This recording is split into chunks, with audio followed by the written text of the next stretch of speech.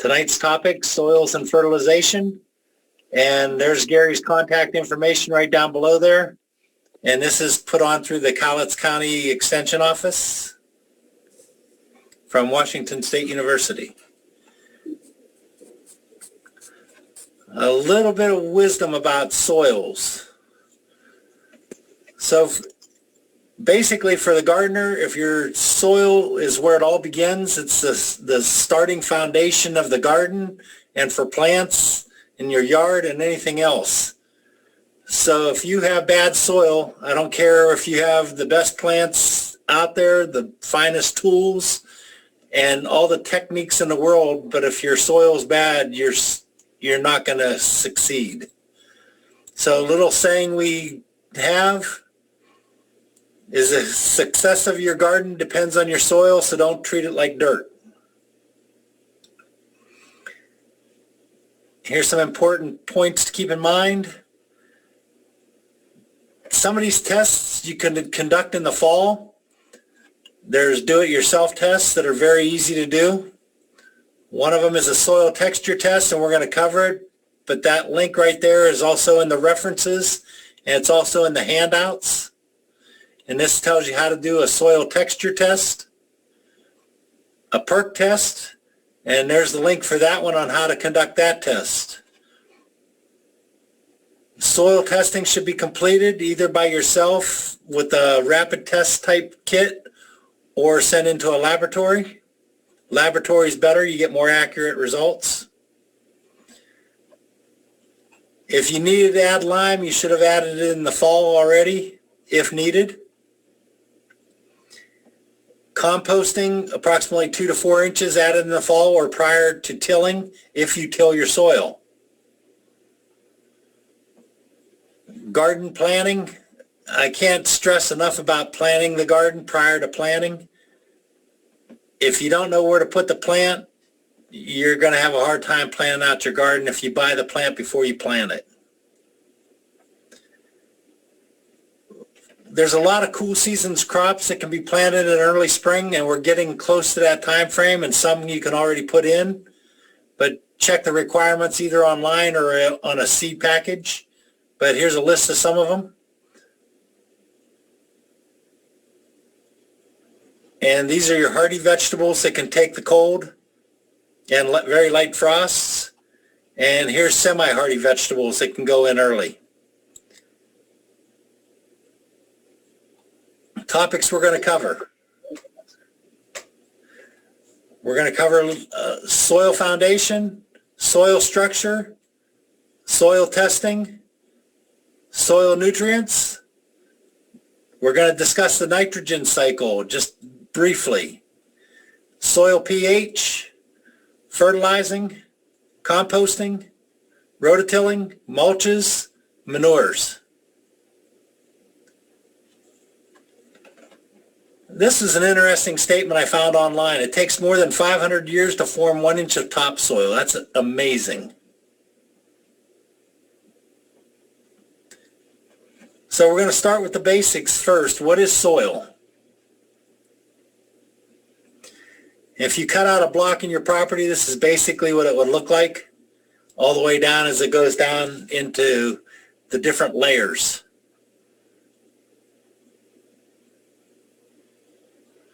So soil is a mixture of weathered rock and organic matter. Is biologically active at home and has countless microorganisms, invertebrates, and plant roots throughout it. It can be very porous. It provides your nutrients, energy, carbon dioxide, water, and now we're going to get into some more on the soil foundation.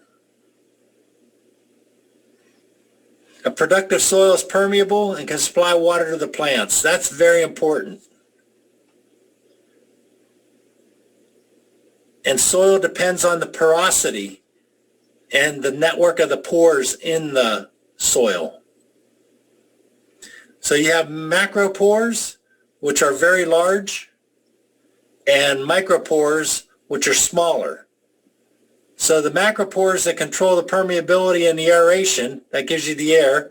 The micropores are the ones that are responsible for water retention. So you have to have a good combination of both for good soil. And there's a diagram of your macropores and your micropores and how they work together. Okay, Gary, I think we're ready for the first question. Okay, your soil is basically made up of clay, sand, and silt. Which particle is smaller, clay, sand, or silt? And just click on it, which one you think it is, and submit it. The poll is anonymous. We don't know who's clicking on what. It's not going to be traced back to anyway, and we're just trying to get an idea of what people know. Nobody's gonna know who did what answer. No, it just gives us a percentage. Yep. Okay, 5 seconds for those scragglers. There you go, Art. Thank you. Okay, so 22% said clay was smallest. 8% said sand, and 69% said silt. All right, here we go with the next diagram. So if you look at your sand particle, that's the biggest. Silt particle is next, and then your clay is your smallest, believe it or not.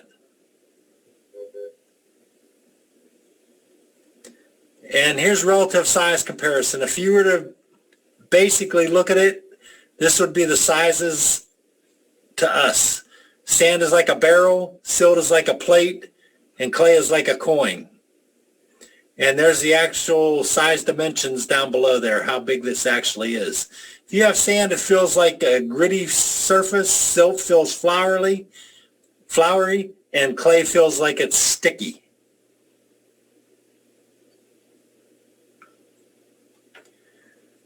Okay, shape comparison. If you look at this, if you can see your sands and you can see your silts in there, and then you see your clay on the bottom. Look at the difference between the two of them, or actually all three of them. And what do you see different in the shapes? You see that the sand and the silt are sort of round and the clay is sort of flat. That's why clay retains water so well. It stacks nicely and compresses nicely. Okay, now we're going to get into some soil structure. Soil structure is made up of PEDs, and PEDs are particles of sand, silt, and clay. Those clusters combine together and are separated by macropores and micropores. So when you're doing your soils and you're looking at your yard, most of the people around here have clay soils, and we're going to discuss how that texture plays out. So here's your soil particles individually, how they form into PEDs, and then how the PEDs stack together. So this is just a basic on what the soil does and how it all stays together and what it's doing in your yard and your gardens. So soil structure, you can damage the soil, can be caused by compaction, and that squeezes your macropores and micropores closer, decreasing the root penetration and aeration and water movement.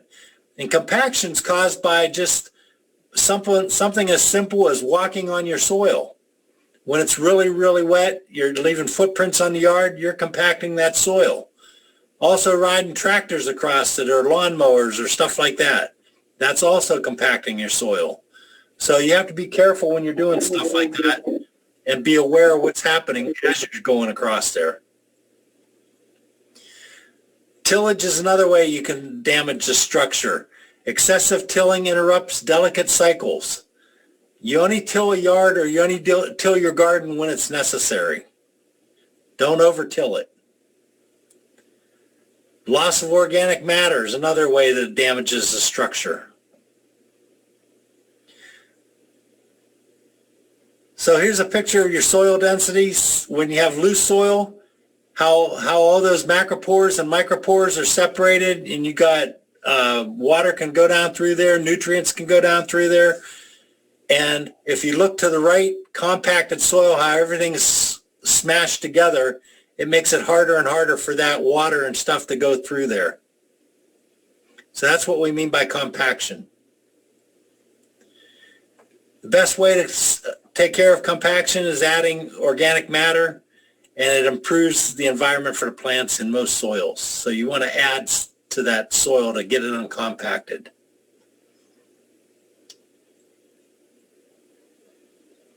Okay, so you can bring up the next question, Gary.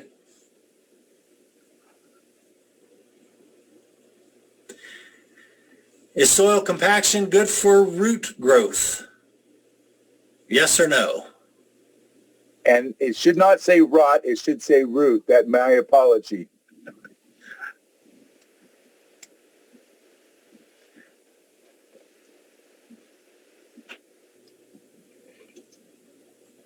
Okay, 5 seconds.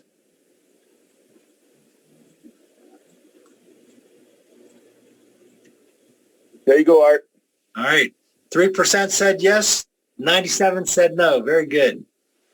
The correct answer was no, it's not good for your plants, for your root growth. If you look at the diagram here, on the left-hand side, there's unpacked, the soil's not compacted, and the roots are just thriving down through the soil.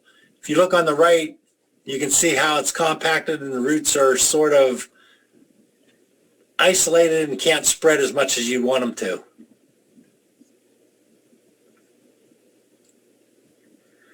Okay, we're going to cover some quick do-it-yourself home tests, and that's going to help out. They're very simple to do, and you can just do them very easily at the house. Doesn't take very much.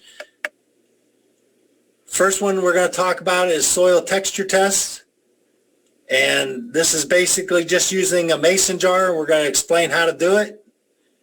Next one is a percolation test to see drainage of your soil. And it's another easy test you can do just to check out and see how well your water is draining down through. And we're going to cover the results of both of this stuff, these tests. Both tests go hand in hand with each other. So we're going to try to identify the soil texture. So if you don't know you have a clay soil, this is going to help you identify it. First of all, you're going to collect a sample from below the root zone. So you're going to dig a hole, get some sample of the soil down there. Sample should be representative of the gardening area you're going to garden in. You want to sift it to remove rocks and roots.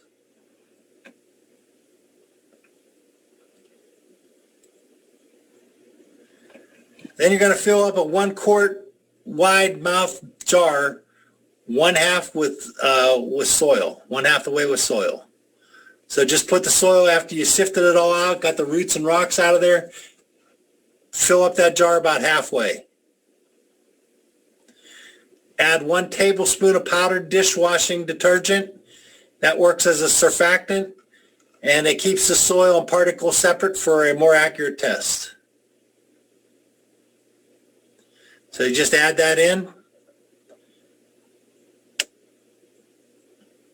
Then you're going to fill the jar up to the top, leaving approximately 1 inch of headspace with regular tap water, or you can use distilled water.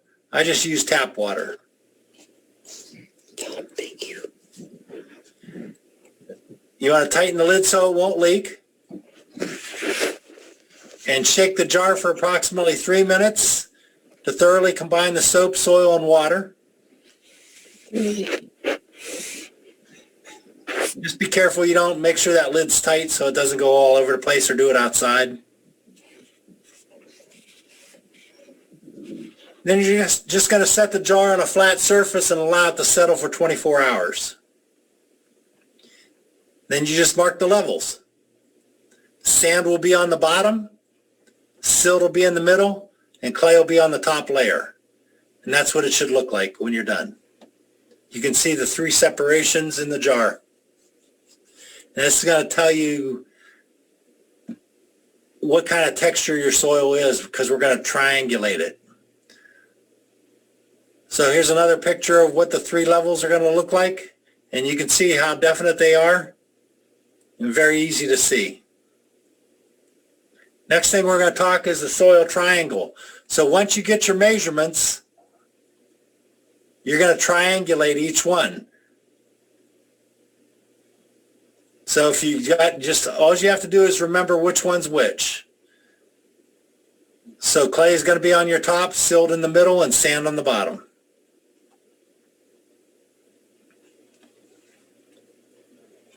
So here's 3 jars that we took samples from.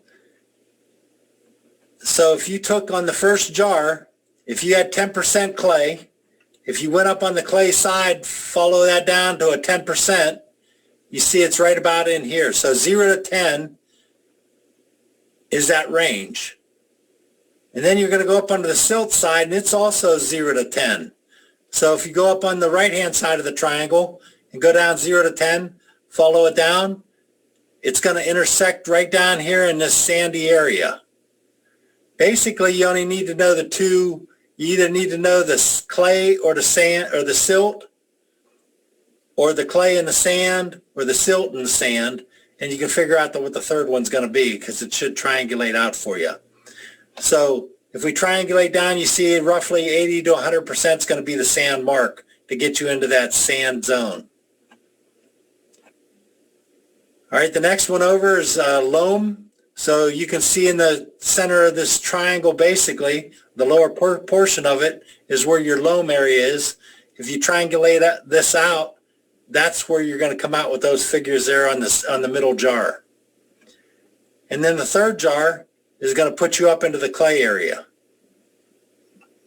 So you just triangulate out everything you got, and it'll put you right up into this top yellow area for the clay.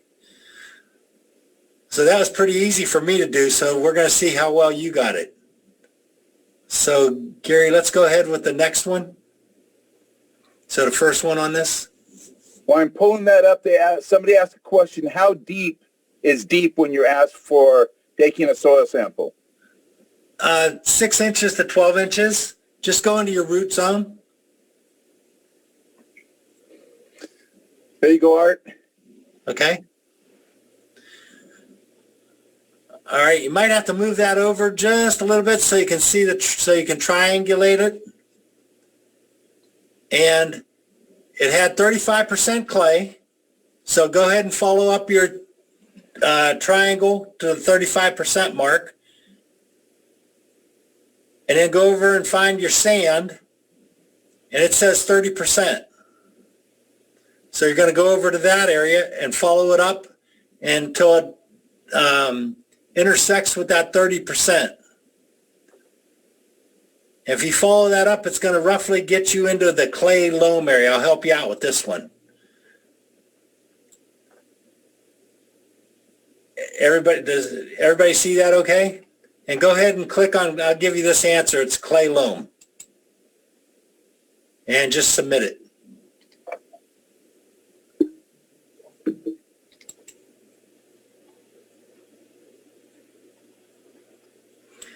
Okay, go ahead with the next one, Gary. Okay, I'm going to end the polling. And you can see from the results, yeah, everybody got that answer. Okay. So, okay. There's the next one. I'm not saying anything this time. I'll let you guys figure it out.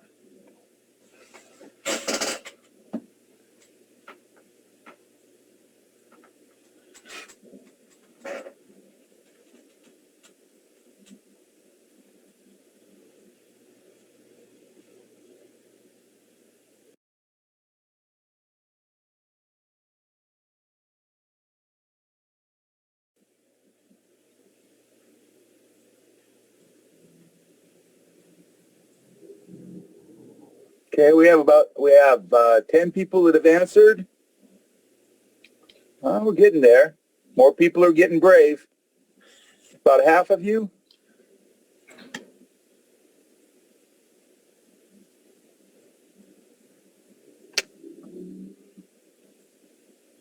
Okay, 5 seconds.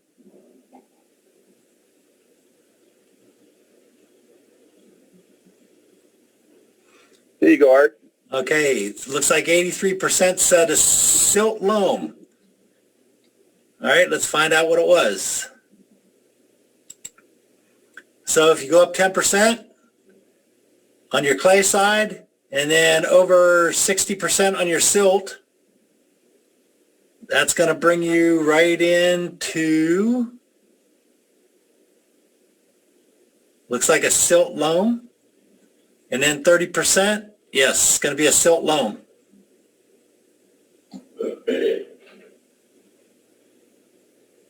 Okay, next one. There you go, Art. All right.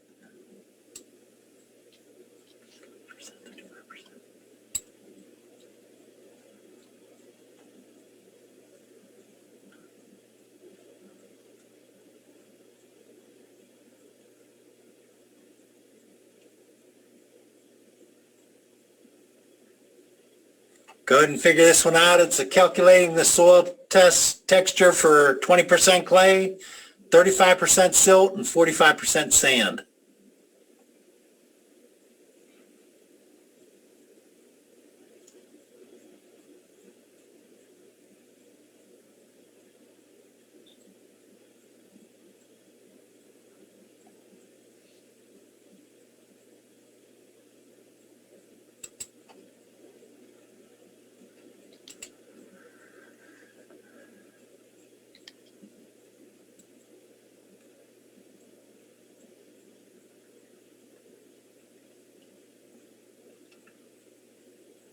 Okay. Okay. That's what you got, Art.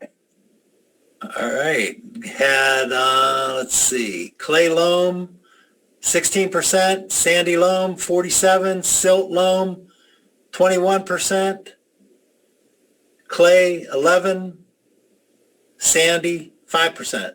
Nobody said silt. Okay, so if we look at it, you go up to the 20% on the clay, follow over to the 35% silt, and it looks like it's going to put you into a loam area. Which wasn't an answer. It wasn't an answer. Okay, so it is a loam. Sorry about that. I thought that loam was on there. That's definitely error operator. Some are saying, well, that's why I didn't answer. Well, I guess then they're the ones that got it right. So, all right, that was my fault. Sorry about that. All right, it always helps to have at least the right answer down there for you.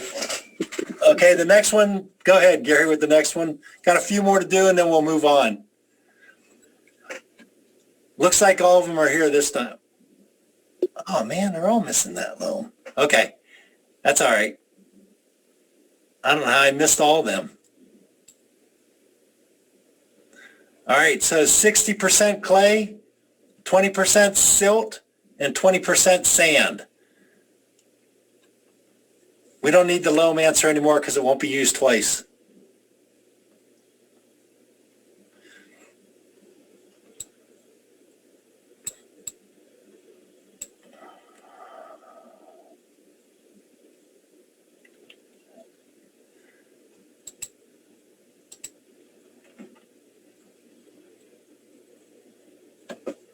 Five seconds.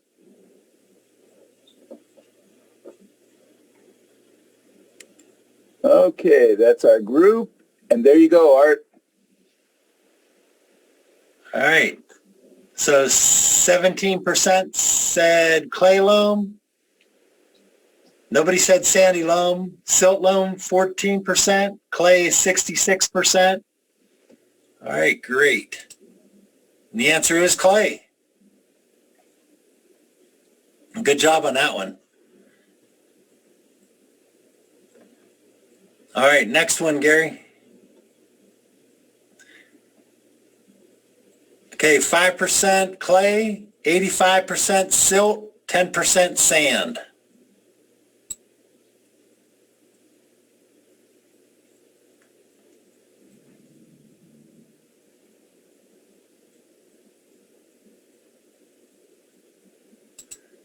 And go ahead and submit it when you get it.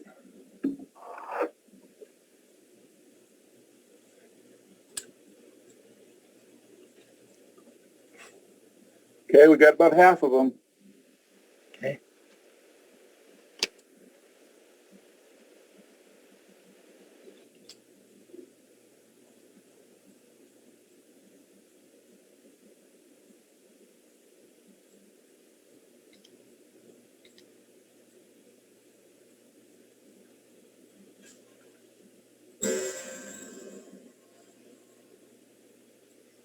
Okay. All right, what do we got? All right, so we have, nobody said clay loam, sandy loam 3%, silt loam 32, clay 6%, sandy 0, and silt at 58%. And it was silt. Great job. All right, so that's basically how you figure out what kind of texture your soil is. That also in the handouts, that soil triangle is also added into the handout, so you won't have to look it up. It's in the handout that I gave to everybody. Okay, the next. And if you're asking, you're going, well, how do I get the handouts? You just email me and I'll make sure that you get a copy of the handout sent to you. So. Okay. All right, so the next easy test we're going to do is the percolation test. And this is really simple. So what is, oh man, it jumped. What is the purpose of the percolation test? And so it's a test that's conducted to let you know what kind of drainage your soil has.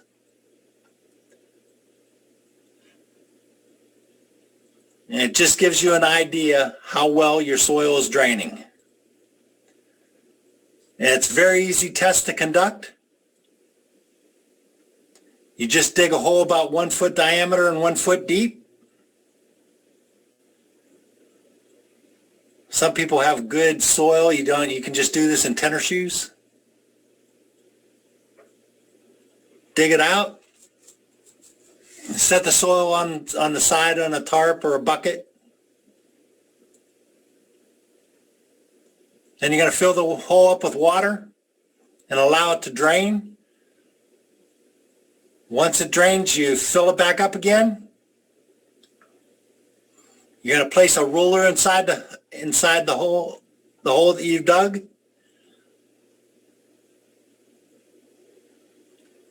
And you're going to time it for 15 minutes and measure the drop of the water.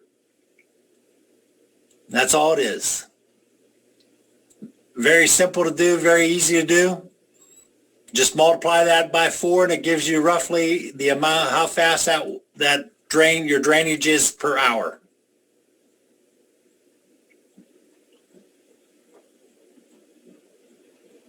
And that's how you conduct a perk, they call it a perk test. And what do the results mean? So the ideal soil drainage is about 2 inches per hour, with readings between 1 inch to 3 inch generally okay for garden plants that have average draining needs. So this is where you want your garden soil to be sitting at, about 2 inches per hour. If the rate is less than 1 inch per hour, your drainage is too slow, and you'll need to improve the drainage or choose plants that are tolerant of wet soil. If the drainage is more than 4 inches per hour, it's too fast. So you're going to have to be using you're going to be watering a lot more. So your ideal is 2 inches per hour, and with readings between 1 inch to 3 inches generally okay. So that's just about where you want to be sitting. So how do you address the issues if it's going too fast or too slow? Add compost. Incorporate compost and organic matter into the soil. Organic matter helps heavy clay soil to drain, and it helps coarse sandy soil to hold and retain moisture. So it's a win-win situation no matter which soil type you have. Or you can choose plants suited for the type of soil you have. Or you can build raised beds.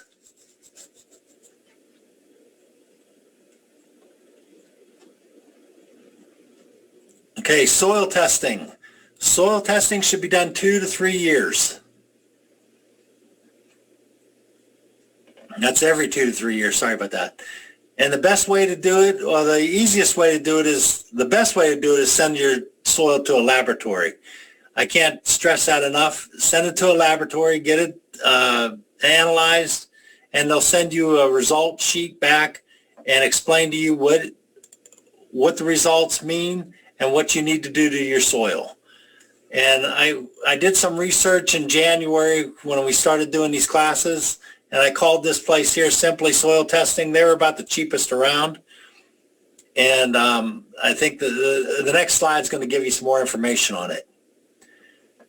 The most important thing to remember anytime you get an analysis done is make sure you understand the results of the analysis. There are test kits out there that can be purchased. Rapid Test is one of them. It's one of the best ones on the market for selling. However, there are some, it's not as accurate as a lab test will do, and it only gives you your primary nutrients, your nitrogen, phosphorus, and potassium, and pH levels. If you get a soil test, it's going to break it down into your primary, secondary, and your micronutrients. And we're going to discuss all those. So here's your simple soil testing. And these are the prices that they gave me when I called in January. And these are the different types of tests you can get done. For all the tests, every test above, it's $32.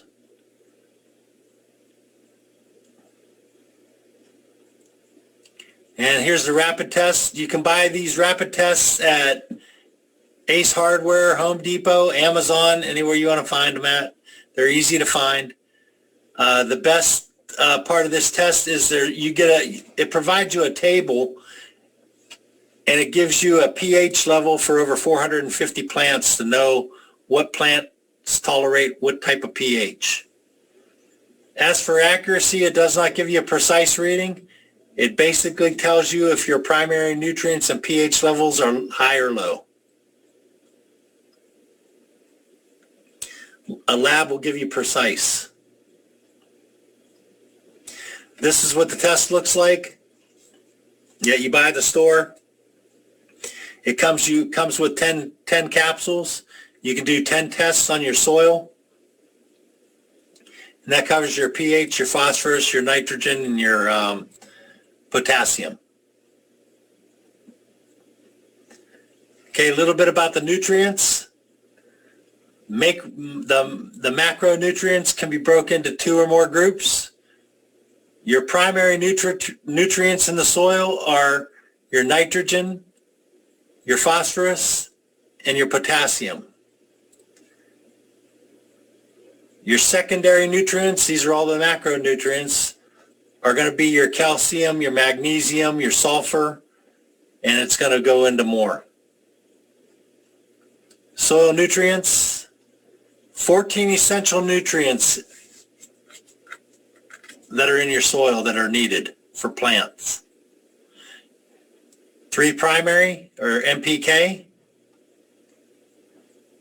and you can buy this fertilizer in the stores, and it's listed as NPK or 10-10-10, 16-16-16, depends on what you're looking for. There's one that's 19-19-19. All-purpose fertilizer, 16-16-16. Those 3 numbers, that stands for your NPK. Your nitrogen, your phosphorus, and your potassium. And this chart I put in the handout also. Your primary nutrients, once again, are your nitrogen, phosphorus, potassium, secondary, sulfur, calcium, magnesium, and then your micronutrients are down below there.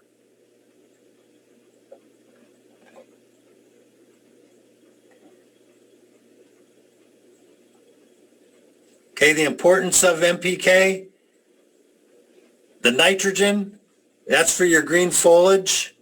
Your potassium gives you, your phosphorus gives you the strong roots. Your potassium is the integral system of your plant for healthy growth. Phosphorus also helps on blooms also. So it's roots and blooms. That's just a basic plant. And so your nitrogen is going to cover your leaf. Your phosphorus is going to cover your roots and your flower. And then your the stem and the circulatory system of the plant is going to be covered by the potassium. So the easy way to remember it is NPK. Just think of it as up for your leaf. Phosphorus is down for your roots. And potassium is all around. So up, down, and all around. NPK. Importance of the secondary nutrients and micronutrients. This is going to show you a picture of, if I ever get it up, what all the different chemicals will do, or the nutrients will do. And this, I'm pretty sure I put this in the handouts also. So this is going to tell you if your leaves are starting to droop, if they're looking pale, and what you need to add.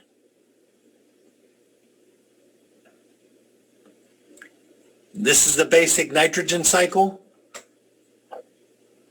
and how it plays out and how it gets to your plants. This is basically the same nitrogen cycle we used to learn in school.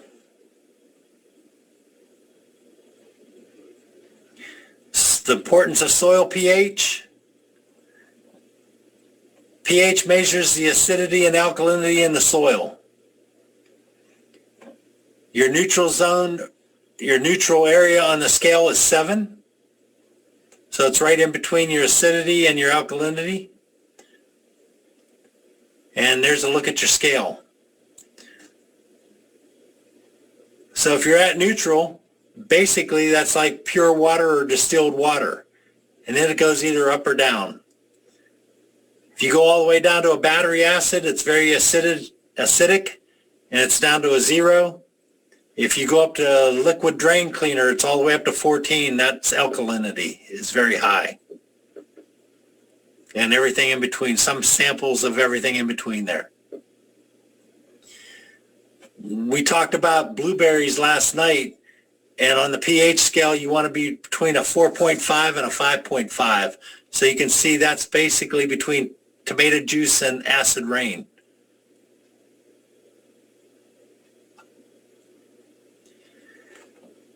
When moving in either direction away from 7, it increases by 10. Your acidity will increase by 10, or decrease by 10, and your alkalinity will increase by 10.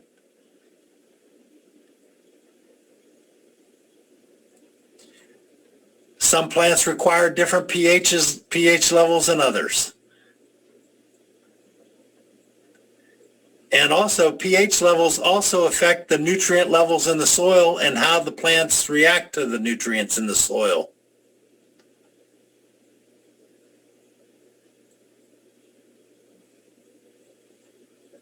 And that's basically what we just said. Affects availability of plant nutrients, affects the availability of toxic metals, affects the activity of your microorganisms. And if you look at this little chart here, you can see as it goes up and down what happens to your growth. And lawns is about the easiest one to see.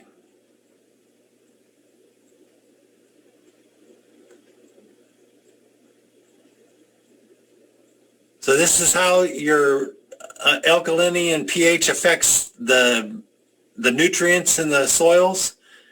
And you can see the wider is where it takes up the most of this nutrient and where it's sitting on the pH scale. Soil pH for growing.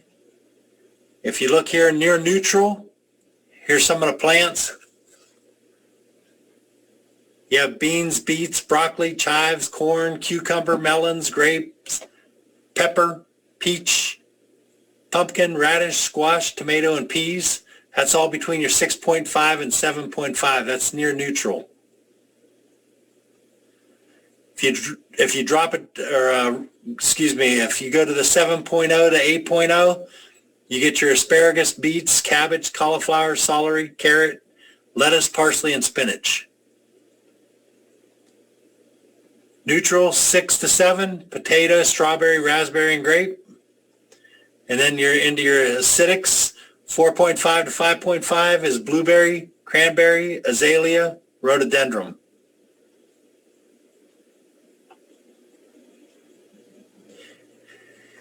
How you increase and decrease your pH, if it's too high or too low, just add lime. That's going to increase it. Domatic lime. To decrease it, you want to add sulfur, ammonium sulfate, urea, and we're going to get into fertilizers. Okay, Gary, I think we're ready for the last question. Okay, which type of fertilizer reaches the plant first? Organic or inorganic? Just click what one you think and submit it.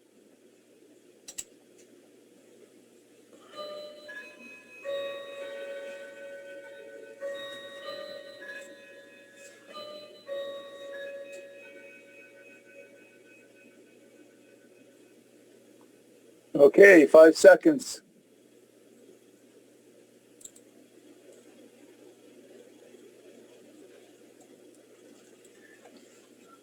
All right, great. 31% said organic gets in there the fastest. 69% said inorganic. All right, good. Organic fertilizers are natural and break down to feed the microorganisms in the soil and finally feed the plants. So when you put organic fertilizer in or use organic fertilizer, the microorganisms in the soil are going to break it down, and then that feeds the plants. So that's slower. Using organic is slower. Here's some examples of organic fertilizers. Include manure, poultry, cow and horse, alpaca. You can have bone meal, cottonseed, or other natural occurring materials. And you can buy it at the store. There's 2 types of organics that are pretty popular at the stores. Inorganic fertilizers are man-made products and feed the plant directly. They usually have a higher nutrient content. So if you need to give your plant a shot immediately, go and use inorganic fertilizer. That's going to go directly to the plant. And there's a sample of inorganic. Make sure whenever you're using fertilizers, you follow the instructions on the label. Because if you give it too much, you're going to cause harm to your plants.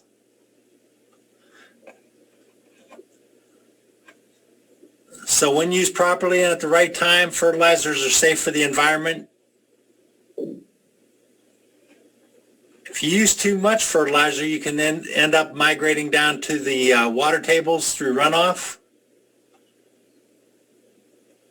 Excessive nitrogen will cause too much leaf growth, and you won't get enough fruit production. Over-fertilization of vegetables can result in larger diameter stalks and less production. And it can also burn your plants and your tissues.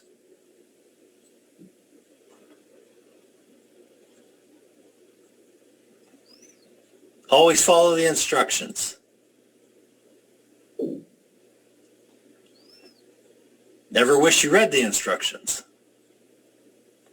Okay, common fertilizers available in landscape and farm stores. Different types. You have single nutrient fertilizers. Ammonium sulfate is something that is used, I use ammonium sulfate on blueberries. So that's just a 21% nitrogen. And so it'd be 0, 0. 21, 0, 0 would be the numbers on that. Multi-nutrient fertilizers and complete fertilizers. So when you see these two, multi-nutrient, that means you have NPK, and it's also called a complete fertilizer. So you're having your three primary nutrients are there. And there'd be like a 6, 12, 12. So that's a complete fertilizer or a multi-nutrient. Then you have your balanced fertilizers.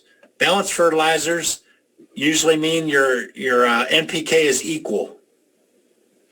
So that's your 16, 16, 16, or your 5, 5, 5, 10, 10, 10, whatever you see. Those three primary nutrients are all equal. Then you got your special purpose fertilizers.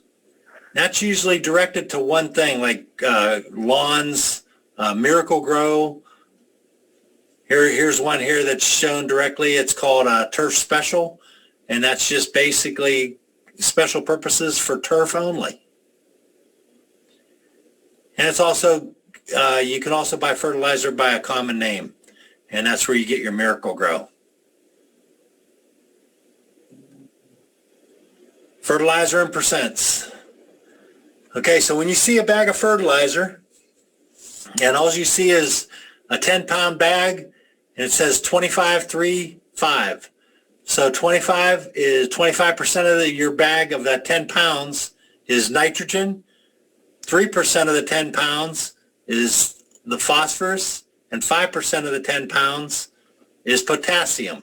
So as we were using our formula earlier, up, down, all around, so 25%, this is going to go to your leaf. So you're going to have good leaf greenery. So 3% of it's going to go to your rooting system and your blooms, and 5% is going to go to the health of the plant. So when you break this down, you're going to have your NPK, 25%, so 2.5 pounds of that 10-pound bag is nitrogen. 0.3 of a pound is going to be phosphorus, and 0.5 of a pound, or excuse me, 1/2, is going to be your potassium. So that's going to be a total of 3.3 pounds. So you have 6.7 pounds remaining in that bag. So it has to get filled up with something, and it's going to be something that's inert. So such as sawdust, clean sterile dirt, peat moss, ground corn cobs, anything that doesn't have any nutrients in it, they'll put in there. And all that 6.7 pounds is a filler. Okay, when you're fertilizing,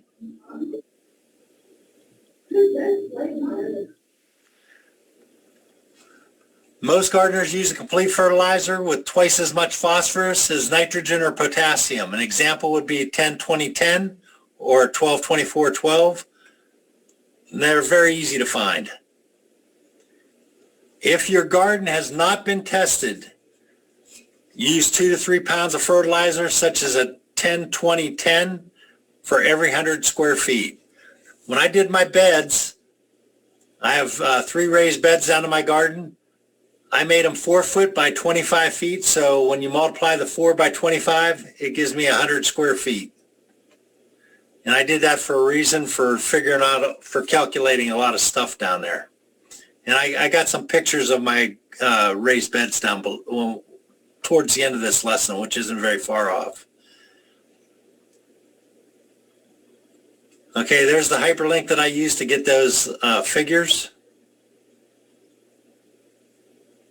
Okay, fertilizing again. Here's your heavy feeders, your beets, your cabbage, corn, celery, cauliflower, cucumber, tomatoes, spinach, All those are heavy feeders.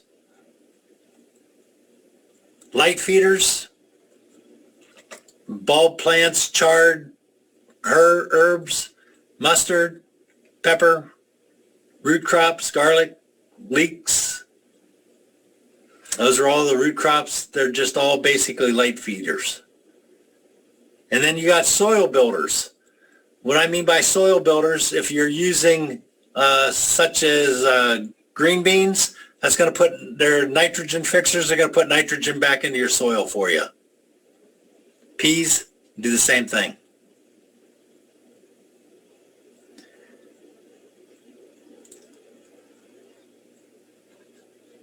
Whenever you're fertilizing, just make sure you follow the instructions and follow when to fertilize and how much to fertilize so you don't burn your plants and overfeed your plants that you're feeding. You don't want to grow a lot of foliage, and you want a lot of fruit. So just be careful you don't over fertilize. Well-drained soil should be fed a balanced fertilizer roughly every 3 to 4 weeks.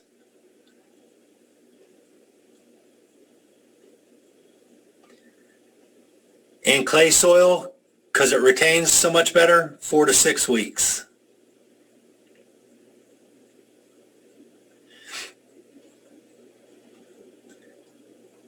Okay, composting is something I can't stress enough about. Make sure you compost and use compost. Some people recommend to do it in late fall. I do mine in late fall and I cover it up for the year and I let it sit all year round until spring breaks. And my compost, what I usually use is grass clippings, and I'll cover up the grass clippings and I'll put all my leaf, I cut up my leaf. All my leaves get cut up and chopped up, and I put them on top of my grass clippings. Then I throw tarps over top of my bed and leave them sit all the way until summer, until I'm ready to plant. Others recommend that you put the compost 2 weeks prior to planting and then till it in. There's no wrong way to do it. The benefits are the same. And if you're interested in composting, we're going to have some lessons coming up on the 30th of March, so mark your calendars at noon. That's a Tuesday. It's going to be a composting class. Then worm composting class, we're going to be selling kits on 31 March at 6 p.m. That's a Wednesday. And then we're going to go into advanced composting on the 7th of April, and that's a Wednesday at 6 p.m. also. And composting is very easy. It happens whether you want it or not. We're just going to show you how to make compost and how to make good compost.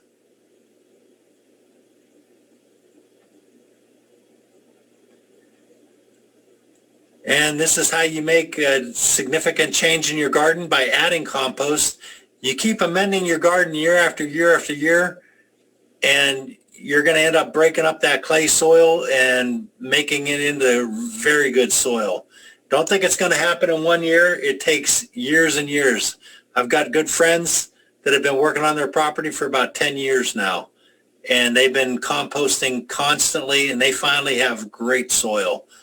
But I'll show you here in a couple minutes here what composted soil looks like and how it, I've got very good soil in my garden. And this is your calculations for figuring out how much compost to add. You multiply the width times the length, and you get your 100 square feet. 100 square feet times your cubic, and it tells you for 100 square foot, you need 33.3 cubic feet.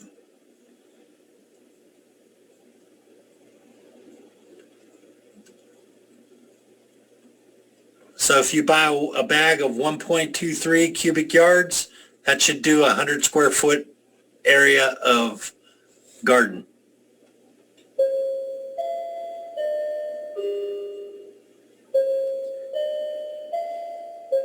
When can you work clay soil? When it's too wet, you don't want to even try to work it. Soil forms a ball, makes it very hard to work. You can't shovel it. It's hard to shovel, and it's hard to use a fork on it, so you can't get it separated. So when you're trying to rototill, or if you're using a rototiller, and it turns and the clay just sticks to the tines, it's way too wet. So when your tiller blades become a roller, it's not worth trying to till. When it's too dry, the tines go into the soil but bend. It's too dry to, you have to get it moister. So you waited too long to till it.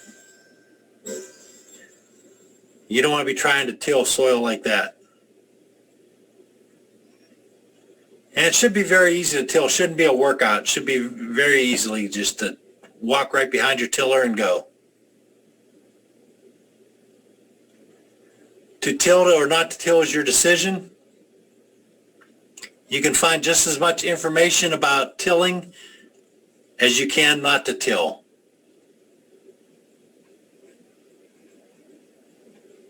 Tilling does a lot of necessary functions. It mixes organic matter and fertilizer into the garden soil and temporarily loosens the soil and helps control weeds. But also if you till, you're going to bring those weed seeds up to the top, and you could promote weeds. So, I mean, you got, some pros and cons both ways that way. Some say you can control weeds, and some say it'll also increase the weeds. Frequent tilling can destroy the structure. That's why you don't want to till too much. Till garden soil only when it will accomplish some useful purpose, such as turning under organic matter, controlling weeds, breaking crusted soil for water penetration, or loosening a small amount of soil for gardening needs, for planting seeds. A lot of people doing the no-till gardening and just breaking surface and putting the plant in their soil. This is a picture of my raised beds, and this was May of last year. And you can see my soil looks very, very healthy, and that's all uncovered. And these were all covered with leaves and grass clippings, and I just tilled it in. And that's what my soil breaks apart like and feels like right there.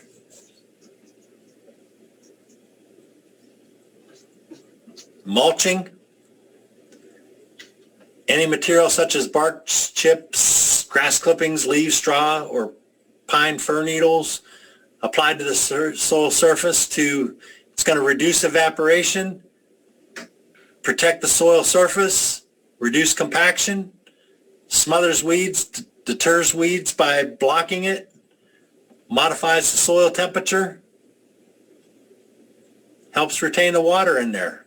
You have to do less watering when you mulch. Here's some pros and cons of the different types of mulches you can purchase out there or use.